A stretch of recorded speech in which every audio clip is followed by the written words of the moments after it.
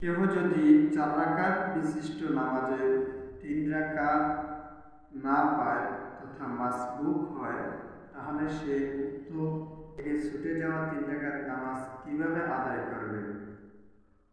সুপ্রিয় দর্শক শ্রোতা, যদি কেউ 3 রাকাত নামাজ না পায় তাহলে সে ইমাম সাহেবের সাথে সালাম ফিরানোর পরপরই তিনি দাঁড়িয়ে যাবে। দাঁড়ানোর পর তিনি সানাহ পাঠ করবে, তারপর আউযু বিল্লাহ বিসমিল্লাহ পাঠ করে সূরা ফাতিহা পরিপূর্ণভাবে শেষ করে সূরা ফাতিহার সাথে একটি সূরা মিলাবে।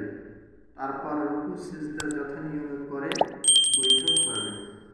বৈঠকে শুরু তাশাহুদ পাঠ করে আবার আল্লাহু আকবার বলে দাঁড়াবে। দাঁড়িয়ে আবার যথারীতিভাবে সূরা ফাতিহা পাঠ করে অন্য সূরা মিলাবে। তারপরে রুকু সিজদা করে আবার দাঁড়াবে এবং এবার শুধু সূরা ফাতিহা পাঠ করে রুকু সিজদা করে আখিরি বৈঠকের মাধ্যমে তিনি তার সালাম